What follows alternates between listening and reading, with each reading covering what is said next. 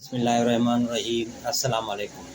Doctor Ghulam Nabi child specialist.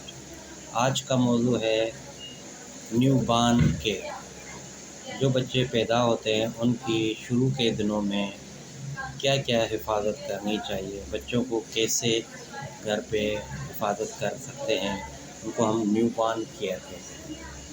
तो सबसे पहले जो हिदायत है वो ये है कि जैसे ही बच्चा पैदा हो उसको माँ का दूध पिलाया जाए अगर बच्चा सही है तो।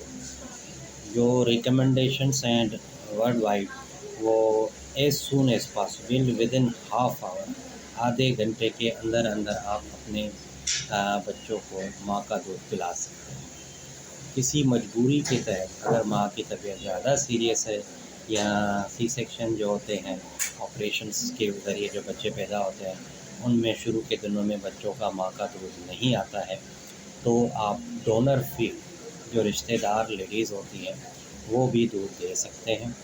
और अगर बच्चे का वज़न सही है तो आप ऊपर का दूध मजबूरन अगर आप पिलाना चाहें तो कोई हर्ज नहीं है, मगर रिकमेंडेशन जो है WHO की या वर्ल्ड हेल्थ वालों की या वर्ल्ड वाइड वो हम मना करते हैं कि ऊपर का दूध ना पिलाएं, क्योंकि जो माँ के दूध में ग़िज़ायत मौजूद होती है उससे बेहतर कोई ग़िज़ायत वाला डब्बे का दूध नहीं होता।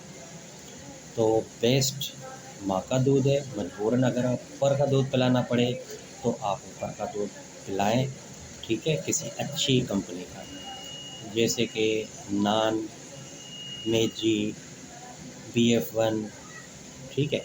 मैं तो ये 3 रिकमेंड करता हूँ। लैक्टोजन आप लेना चाहें लैक्टोजन 1 भी ले सकते हैं।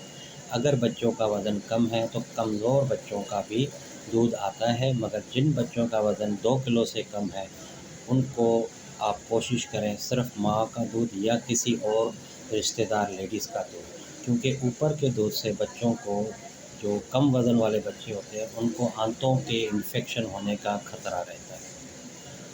अब आ जाते हैं कि अगर मजबूरन अगर आप ऊपर का दूध दे रहे हैं तो उनको कोशिश करें कि फीडर में बनाने का जो तरीका है वो सबको आता है। पानी आप बॉयल करें और फीडर को भी बॉयल करें अच्छी तरह।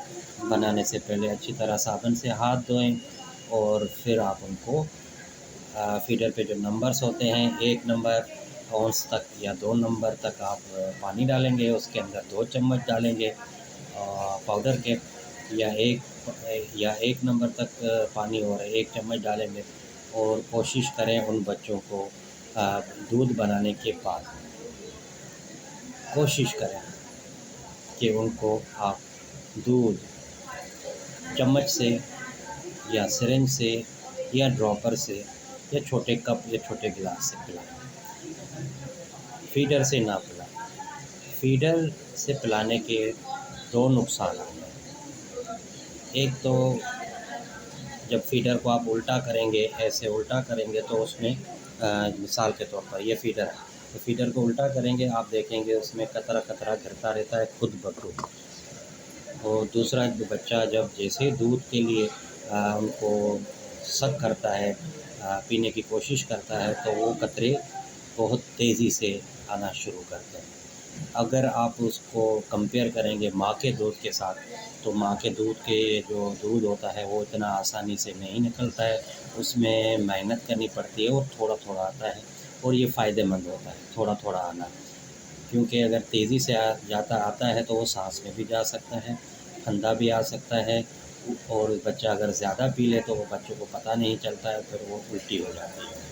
और इसके अलावा ये भी मसला होता है कि बच्चा जो है वो फीडर का आदी हो जाता है, क्योंकि फीडर में दूध जो है वो कतरे-कतरे होके खुद ब खुद गिरता रहता है और बहुत आसानी से निकलता है दूध।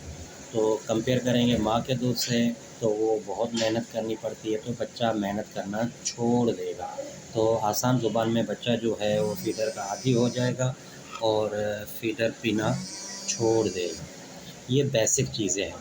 इसके अलावा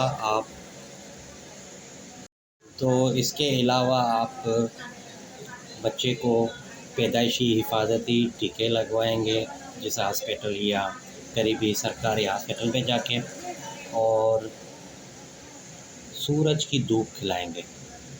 सुबह सवेरे कपड़े सारे उतार के सिर्फ पैम्पर पहना के सुबह की हल्की धूप हो, जिसमें स्किन बर्न ना हो, स्किन जले नहीं, ताकि विटामिन डी भी मिलेगा सूरज की धूप से बच्चे को। और जो बच्चों को नॉर्मली हर दूसरे दिन, तीसरे दिन, चौथे दिन पीलिया होता है, वो भी ज़्यादा शिद्दत नहीं पकड़ेगा। ये बेसिक केयर है। दूसरी जो केयर है वो नाफ है। जो बच्चे की नाफ है वो उसकी केयर करने के लिए एक अल्कोहल स्वाब आता है, कागज़ के अंदर बंद होता है अल्कोहल स्वाब। उसको खोलेंगे और पहले अपने हाथ को अच्छी तरह साबुन से धोएंगे और फिर उसको नाफ को साफ़ करेंगे। फिर नाफ पे आप कोकोनट ऑयल भी डाल सकते हैं, क्योंकि नाफ की केयर नहीं करेंगे नाफ में इन्फेक्शन हो जाता है और वो इन्फेक्शन पूरी बॉडी तक फैल सकता है। ये हो गया इसकी नाफ की केयर। बाकी न्यूबॉर्न्स के और भी प्रॉब्लम्स होते हैं जो नॉर्मली भी प्रेजेंट होते हैं, एबनॉर्मली भी बहुत सारी बीमारियां होती हैं। हम उनके कॉमन टॉपिक पे इंशाल्लाह डिस्कस करते रहेंगे। अगर न्यूबॉर्न्स में कुछ और चीज़ रह गई तो अगर मुझे बाद में याद आती है, अल्लाह ताला ने हिम्मत दी, तौफीक दी, तो वो भी मैं ज़रूर आप सब तक पहुँचाऊँगा। तो ये जो नॉर्मल केयर है उसकी जो वीडियो, अच्छा एक और बात मुझे याद आ गई, अच्छा हो, एक आपने देखा है कि एक टीका लगता है, हिफाजती टीका लगता है जिसका नाम है टेटनस। जो टेटनस है वो माँ को प्रेगनेंसी के दौरान 2 डोजेज़ लगते हैं, और जिन माँओं को 2 डोजेज़ नहीं लगते हैं और तो बच्चे अगर वो घर में डिलीवर होते हैं तो अमूमन देखा गया है बच्चे की नाक और माँ का जो होता है बच्चेदानी, वो दोनों आपस में मिले होते हैं, तो उसको काटने के लिए कैंची का इस्तेमाल करते हैं, घर की कैंची। तो कोशिश करें जो कैंची होती है या सीज़र होता है, सीज़र जो होता है कैंची, वो काटें मगर उससे पहले अच्छी तरह उस कैंची को सैनिटाइज़ करें। बेहतर तो ये होता है कि ब्लेड से काटें, अगर ब्लेड अवेलेबल नहीं है तो आप उनको कैंची को पहले सैनिटाइज़ कर लें, अल्कोहल स्वाब हो, डेटॉल हो, या फिर कोई और ऐसी चीज़ जिससे आप उसको साबुन से भी साफ़ कर सकते हैं पानी से। क्योंकि जो कैंची होती है, सीज़र, उसके अंदर मट्टी होती है, तो मट्टी के अंदर ये जरासीम पाया जाता है। और ये ऐसे केसेस हमने बहुत देखे हैं जो घर में डिलीवर होते हैं या दाई डिलीवर करती है, कैंची से काटते हैं तो उनको यह टेटनस की बीमारी हो जाती है, और उसमें 100 बच्चे अगर आ जाएँ तो उनकी 99 बच्चे मर जाते हैं। तो इतने ख़तरनाक बीमारी है, हम सिंपल केयर से भी उसको बचा सकते हैं। बाकी और चीज़ें इंशाल्लाह ज़हन में आती रहेगी तो मैं शेयर करूँगा, आप इन वीडियो को शेयर करें। अस्सलाम वालेकुम।